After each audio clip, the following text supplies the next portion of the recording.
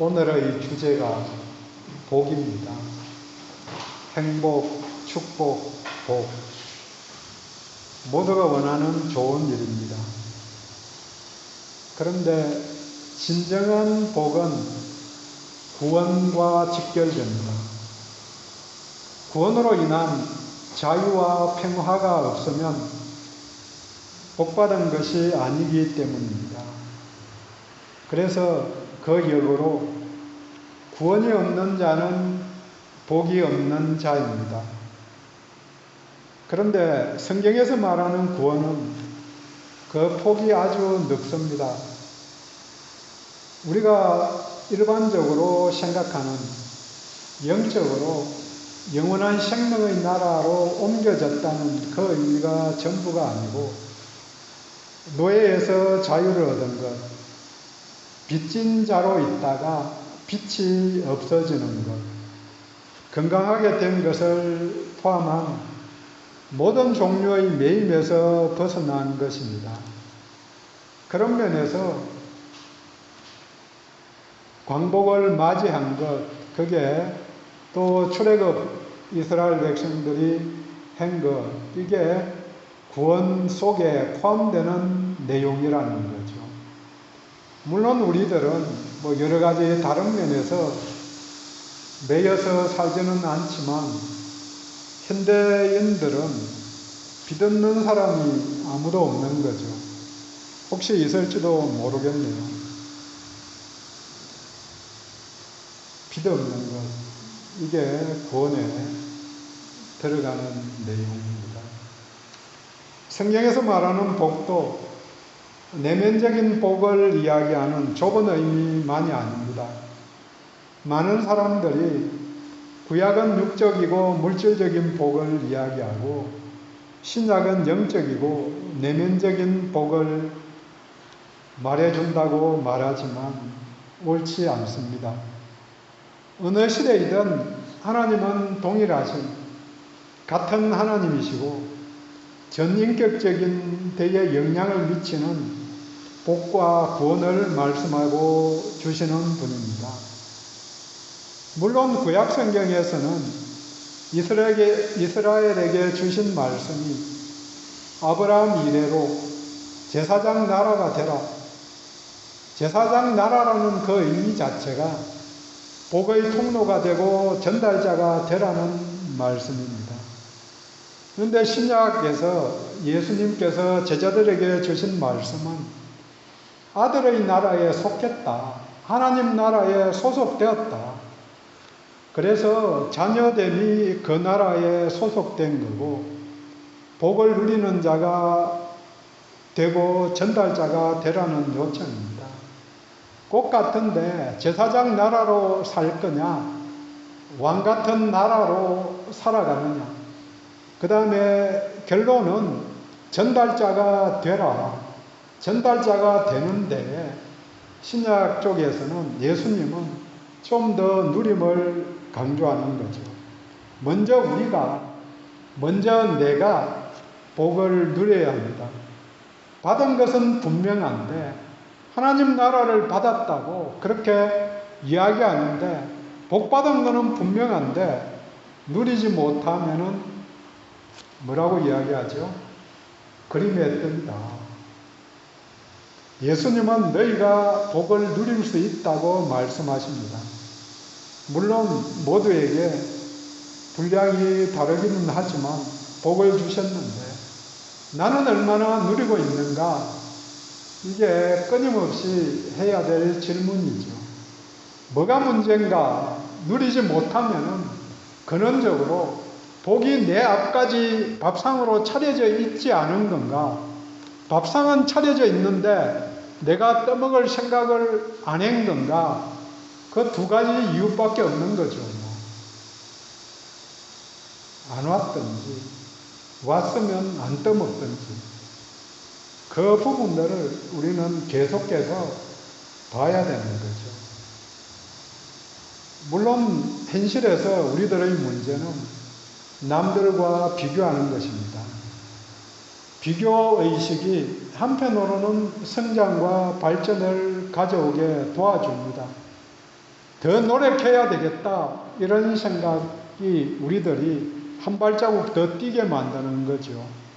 하지만 비교의식이 더 높이 나아가는데 발목을 잡게 됩니다. 주변에서 쉽기 때문이기도 하지만 비교 대상을 나와 가장 가까운 사람으로 보기 때문에 사이가 나빠지고 불평과 불만이 오게 됩니다. 어릴 때에는 자녀들끼리 서로 비교하니까, 물론 부모들이 왜 형은 이렇게 하는데 너는 그렇게 못하니, 그런 식으로 비교해서 이야기를 하니까 둘째는 부담이 많을 경우가 있지요. 하지만 스스로도 비교하는 거죠. 그래서 자포자기하는, 분명히 다른데 자포자기하게 하는 사람들을 많이 보게 되는 거죠. 지난주에 나누었던 이야기입니다. 일이 잘 안 되면 그럼에도 불구하고 다시 시작하는 것이 중요합니다. 그리고 일이 잘 되면 누구 덕분에 이루어졌다고 감사하는 것이 필요합니다. 가장 먼저 가족들에게 잘 되면은 당신이 옆에 있어서 잘 된 거다. 너가, 딸이, 아들이 내 곁에 있으니까 내가 좀 더 힘을 내어서 일을 해서 이렇게 좋은 일이 생겼구나. 감사하다. 그렇게 잘 되면은 주변 때문에, 잘 안 되면 내가 좀 더 노력해야지. 그럼에도 불구하고 하나님 주시는 은혜 속에서 한 발자국 더 나가야지. 이렇게 생각하는 거죠. 오늘 본문입니다. 본문 앞에 11장에서는 예수님께서 서기관 바리새인 율법학자들의 외식함과 위선에 대해서 화 있다, 그들에게 화가 있다고 선언하십니다. 그러니까 그 이야기를 들은 그 사람들은 어떻게 하면 올무를 걸어서 예수님을 넘어뜨릴까, 어떻게 틈이 생기는 걸 볼까, 그렇게 책을 잡으려고 노력하고 있다고 그렇게 11장 말미에 말해주고 있습니다. 그래서 12장 본문 앞에서는 그들을 두려워하지 말라, 또 살아가면서 염려하지 말라고 제자들을 가르치십니다. 그 염려하는 내용 중에 15절에 탐심을 물리치라. 염려하는 많은 일들이 탐심, 욕심 때문에 일어난 일들이 많다고 이야기하신 거죠. 31절에 하나님 나라를 구하라고 가르칩니다. 계속해서 오늘 본문까지 그 내용이 하나님 나라와 연관이 됩니다. 성경의 가장 큰 주제가 하나님 나라이고 본문도 하나님 나라를 말합니다. 그러면서 37절, 38절에 그 종들은 복이 있다고 두 번씩 말씀하십니다. 그 종들은 복이 있다. 이런 이야기를 한 이유는 그렇게 하는 제자들은 복이 있다, 이렇게 말씀하신 비유이죠. 복이 있는, 복된 사람이다. 성경은 믿음의 사람 아브라함 이래로 복의 근원이다, 복이 있다고 반복해서 이야기합니다. 계시록에도 복이 있는 사람들에 대해서 7번이나 말하면서 믿음의 사람들이 받은 복을 말해줍니다. 성경에서 하나님 나라를 제거해도 허망한 이야기이지만 축복을 제거해도 알맹이가 없는 이야기가 됩니다. 이미 하나님 나라가 왔고 또 우리가 복을 받은 것입니다. 오늘 예수님이 제자들에게 주신 본문을 통해서 복받음에 대해서 또 우리가 복을 받았기 때문에 복 누림에 대해서 나누도록 하겠습니다. 또 말씀 안에서 받은 복을 누리는 일에 대해서 생각해 보는 시간 되기를 원합니다. 제자들이 복을 받은 것은 첫 번째로 하나님 나라를 받은 자들이기 때문입니다. 우리들도 예수를 따르는 제자들이니까 같은 복이 주어진 것입니다. 32절에 아버지께서 그 나라를 너희에게 주시기를 기뻐하시느니라. 아버지가 아버지 되시니까 지난주에도 말씀드렸지만 아버지라는 사실이 중요한 거죠. 부모님 되시는데 다른 비유에서도 아버지가 어떻게 좋은 것으로 주지 않겠느냐 하는 기도에 대한 이야기도 우리가 잘 기억합니다. 하나님은 그 나라 주시기를 원하시고 제자들은 당연히 받아놓은 밥상입니다. 제자들은 예수를 믿음으로 하나님 나라 소속이 되었고 자격이 주어진 것입니다. 이것이 제자들과 도둑들과의 차이입니다. 도둑에 대해서 39절에 이야기를 잠깐 합니다. 물론 주인이 기다리고 준비하고 있다고 그런 내용이지만 너희도 아는 바니 집주인이 만일 도둑이 어느 때에 이를 줄 알았더라면 그 집을 뚫지 못하게 하였으리라. 그 반대로 도둑은 뚫으려고 노력하는 거죠. 주인 있든 없든. 주인의 허락도 없이 그 집을 뚫고 들어가려는 사람입니다. 자기가 쟁취하려는 자입니다. 세상에서는 자신의 노력으로 하나님 나라에 들어가려 하는 사람들이 굉장히 많이 있습니다. 믿음 안에서도 그런 모습을 보이는 사람들도 있는 거죠. 하지만 결단코 자신의 노력으로 들어가지 못합니다. 종교적인 행위로는 안 된다고 이사야서 1장에서 반복해서 말합니다. 그들은 마당만 밟는 거다.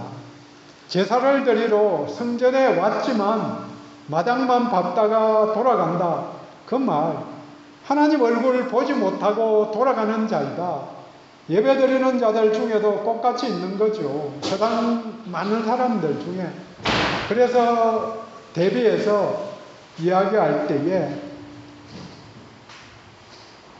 성도와 교회 다니는 교인의 차이를 이야기합니다. 성도와 교인이 다르죠. 마당만 밟지 마라. 무수한 재물, 성회로 모이는 것 모두가 헛된 일이라고 이야기합니다. 그러면서 중요한 것은 손에 피가 가득한 사람들, 그 사람들을 하나님이 싫어하십니다. 우리는 손에 피를 묻히고 있는가 안 묻히고 있는가 그걸 물으시는 거죠. 보고 계시는 거죠. 끊임없이 살피시면서. 그래서 어떤 사람들은 자기 손에 피 묻히기 싫어서 밑에 사람 시키는 거죠. 자기는 불법을 저지르기 싫어서 다 당연히 싫죠. 그래서 꼬봉들을 시키는 거죠. 하나님의 나라는 그 아들의 나라이고 아들이 허락한 자, 아들의 이름을 들고 오는 자만이 들어갈 수 있습니다. 그 나라에 들어갈 수 있게 되었으니 성도들은 복을 받은 것입니다. 시편 84편 4절에 이야기합니다. 주의 집에 사는 자들은 복이 있나니. 하나님의 집이 하나님의 나라입니다. 그곳에 사는 자는 복받은 사람입니다. 이 복받은 자들에게 무서워하지 말라고 32절에 말합니다. 무서움은 염려로 말미암아 생깁니다. 제자들이 무서워하는 것은 유대주의자들이 공격하는 것도 있지만 본문 앞의 흐름 속에서 보면 재물에 대한, 소유에 대한 염려도 있습니다. 조금 더 나가면 무엇을 먹을까 입을까 하는 염려들이죠. 그렇게 염려하지 말라고 22절에 무엇을 먹을까 무엇을 입을까 염려하지 말라. 인생 자체가 염려와 걱정거리의 연속입니다. 혹시 걱정거리 없는 분 계세요? 있으면 좀 배워야 되는데.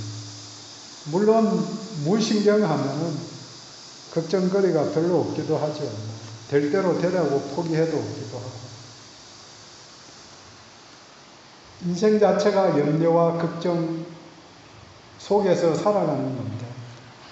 이런 종류의 염려는 믿음 없음의 표현일 따름입니다. 고린도후서 7장 10절에 말합니다. 세상 근심은 사망을 이루는 것이니라. 세상의 근심으로 말미암아 사망에까지 이르게 된다.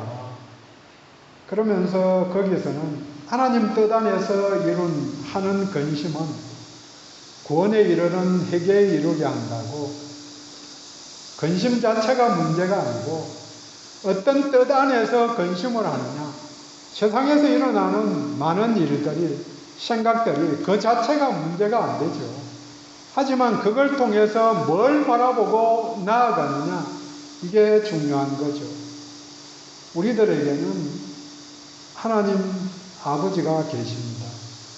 아버지가 그 나라를 주신다는데 그것보다 더 중요한 일, 귀한 일이 없으니 두려워할 일이 없습니다.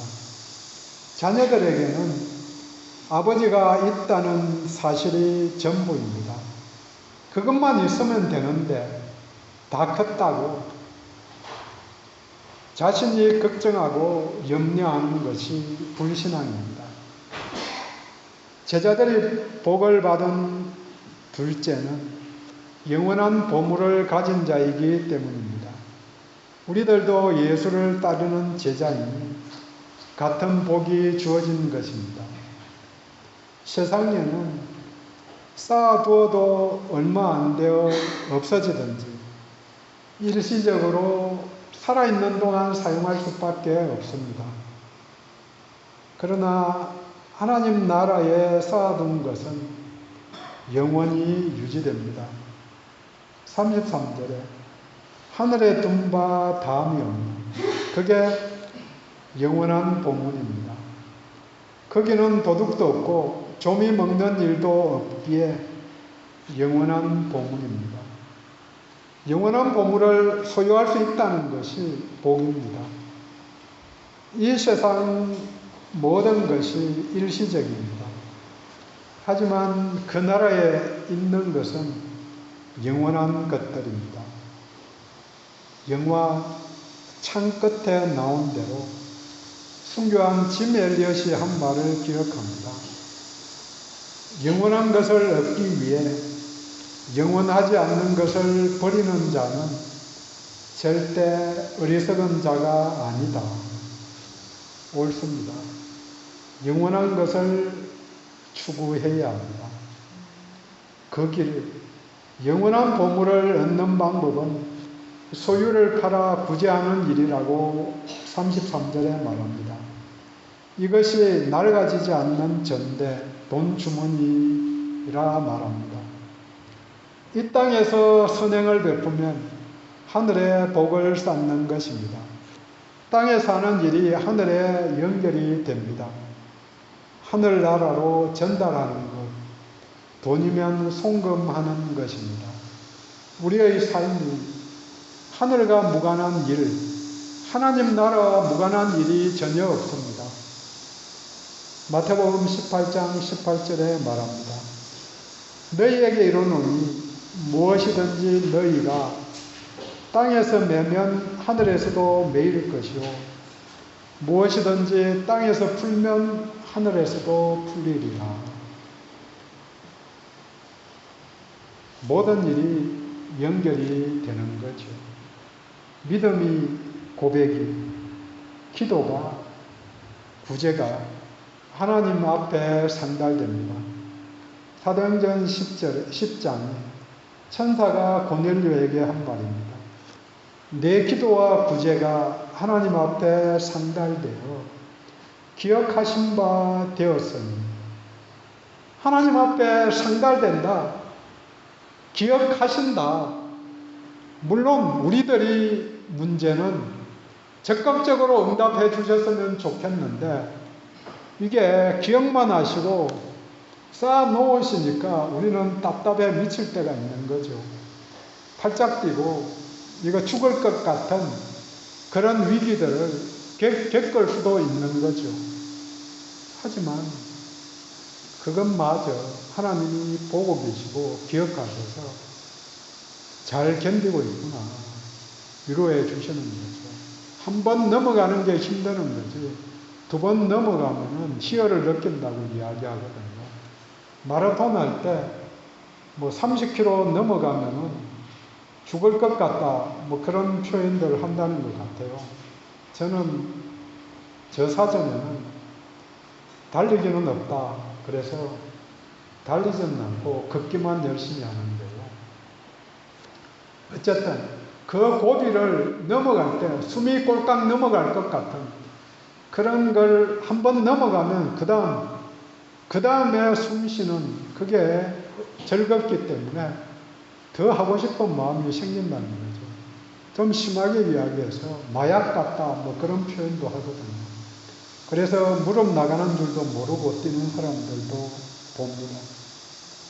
하나님 앞에 이 땅에서 일어나는 모든 일들이 기억되고 상달된다는 걸 기억하면 좀 더 일상에서 위로가 될 것입니다. 그러니 영원한 하나님 나라를 위해 사용하는 것이 하나님 나라에 쌓아두는 영원한 보물이 됩니다. 34절에 말씀합니다. 너희 보물이 있는 곳에는 너희 마음도 있느니라. 마음이 있는 곳에 보물을 두게 됩니다. 그러니 보물이 무엇인지 또 어디에 두는지가 마음씀과 연결이 됩니다. 보물이 뭐냐?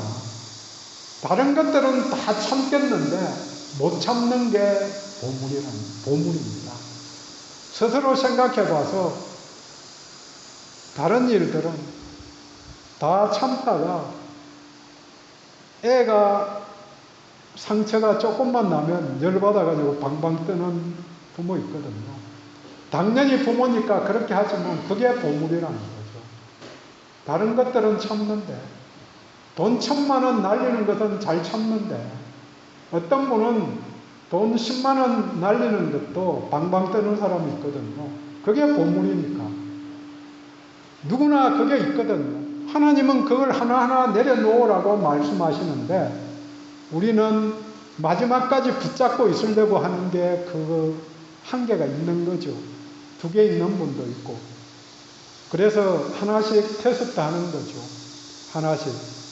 그거 고비를 넘겨야 더 나아갈 수 있는데, 스스로도 생각해 봐야 되는 거죠. 저는 사람들이 무엇 때문에 이야기할 때에 그건 전부 다 핑계라고 듣는 거죠. 그러면 중요한 게 뭐냐? 무엇 때문에가 아니고 더 귀한 일이 있기 때문에 그 일을 하는 거지, 이 일은 그 다음 순서라는 거죠. 우선순위를 자기가 다 정해 놓았기 때문에 거기 따라 귀한 것 먼저 하고 그 다음에 하는 거지, 다른 것 자기 우선순위 따라 가는데 뭐 남들 듣기 좋으라고 여러 가지 표현들을 하는 거죠. 당연하기는 하지만 해석은 하나님은 그렇게 보실 것이라는 거죠. 제자들에게는 좋은 투자처가 있습니다. 하늘에 쌓아두는 것입니다. 하늘 연금입니다. 물론 이 말이 교회에 쌓으라, 교회에만 쌓으라고 하는 것은 결단코 아닙니다. 예수님이 오시기 전까지는 교회가 하나님 나라 공동체이기는 하지만 사람들의 모임이기 때문에 그것 때문에 더 문제가 많이 생기고 차라리 건물도 없고 아무것도 없었으면 그냥 조용히 기분 좋게 헤어질 건데 이게 돈이 있으니까 죽도록 싸우다가 헤어지는 교회들, 끝까지 상처받고 나가는 사람들 봅니다. 돈 없었으면 교회 재산이 전혀 없었으면 그렇게 안 싸우고 그냥 쿨하게 떠났을 건데 왜 그랬을까? 물론 정의감도 있지만 아니라는 생각을 해봅니다. 무엇을 하늘에 쌓아두고 있는 건가? 교회에 쌓아둔다고 다 하늘로 가는 것도 아니고 그런 기도를 쌓고 이웃을 돕는 일로 쌓아라는 거죠. 자기를 위해 사용하는 것은 하늘까지 도달하지 못합니다. 제자들이 복을 받은 것은 세 번째, 기다릴 것이 있다. 소망이 있기 때문입니다. 소망이 없는 사람은 불행한 사람입니다. 37절, 38절에 반복해서 말합니다. 깨어 주인을 맞이한 종들은 복이 있다. 복이 있으리로다, 복이 있으리로다. 반복해서 외칩니다. 당연한 일이지만 주인을 맞이했기 때문입니다. 잔치 갔다가, 혼인대식 갔다가 기분 좋게 돌아오는 그 주인을 기분 좋게 맞이하면 돌아오는 게 많은 거죠. 집에서도 그러잖아요. 안 믿을 때 부모님이 우리 아버지가 한잔 하시고 기분 좋게 들어오시면 주머니에 있는 게 막 나오는 거죠. 그때 깨어있으면 특별히 공부하고 있는 것 보여주면은 야, 공부 열심히 하고 있구나. 그래서 주머니에 있는 거 주는 거죠. 물론 어머니가 다 가져가지만. 깨어 주인을 맞이한 종은 복이 있다. 기분 좋게 승리자로 오시는 그분이니까 된 이야기죠. 주인 오시기를 고대하고 있었기 때문입니다. 주인 돌아오기를 기다리는 사람같이 되라고 36절에 제자들에게 요청합니다. 35절에 허리에 띠를 띠고 등불을 켜고 서 있으라 명령합니다. 주인이 자기 집으로 돌아오듯이 인자가 오리라고 40절에도 반복합니다. 그러면서 너희도 준비하고 있으라 명령합니다. 서 있으라, 깨어 있으라, 준비하고 있으라. 결국 준비하고 깨어서 서서 맞이하라는 요청입니다. 세상 살아가는 대로 가지 않고 하나님 나라 의식을 잃어버리지 말고 살라는 요청입니다. 우리 주님 다시 오십니다. 오실 때에 준비된 자, 깨어있는 자만이 예수님과 동행하게 될 것입니다. 이 시대가 종말의 시대임을 인식해야 합니다. 그래야 준비를 하지요. 끝이 없을 것으로 생각하면 아무런 준비하지 않을 것입니다. 그런 점에서 인생 자체가 종말론적입니다. 항상 평가를 받고 스스로 평가를 합니다. 또 얼마 남지 않은 인생이 있으니까 젊다면 반쯤 물론 20대는 한참 남았죠. 앞으로 4배나 더 살아야 될 거고 50대도 반쯤 살았는데 잘 살고 있는가, 잘하고 있는가. 1년이 지났는데 학생들은 시험 보고 또 진급을 준비하죠. 직장인들은 직장에서 평가를 받습니다. 해마다 몇 등급인지 몇 등인지 정확하게 인사과에는 나와 있죠. 그렇지만 저에게 알려주는 것은 몇 등급이다. 이것만 알려주는 거죠. 그래서 평가가 나쁘면 퇴직을 할 수밖에 없는, 월급이 깎이는 것은 물론이고 이런저런 불이익이 생기는 거죠. 하나님 은혜로 아직까지 저는 평가가 뭐 괜찮게 작년까지는 나온 것 같아요. 그래서 올해도 괜찮고, 뭐 조금 더 개인적인 이야기들은 웃음이양가 뭐 이렇게 해서 가바다도 가가 좋을 가짜거든요. 그래서 가바다도 올해부터는 가바다도 끝까지 가는 거라서 별로 걸리는 게 없기는 하지만 여전히 비슷하게 받겠죠. 어떤 준비를 해야 할까요? 이 점은 하나님이 나에게 무엇을 요구하시는가 하고 연결이 됩니다. 하나님이 맡기신 일을 행할 수 있는 준비를 해야 됩니다. 물론 그 일을 찾기 위해서 가장 기초적인 게 기도와 말씀 읽기입니다. 소망이 있는 사람이 깨어 있을 수 있습니다. 예수님이 다시 오신다는 말씀이 우리를 위로합니다. 그 다음이 기대되기 때문입니다.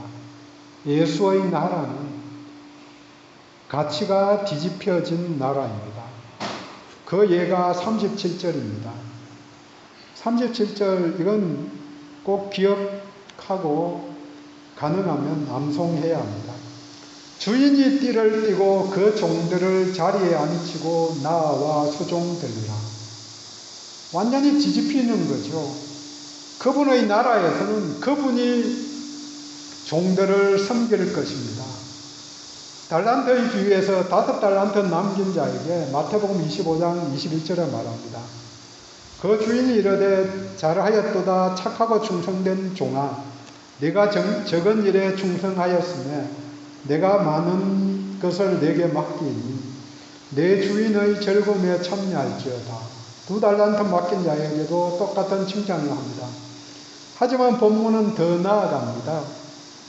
주인이 그 종을 섬길 것이다. 얼마나 황공무지로소이다.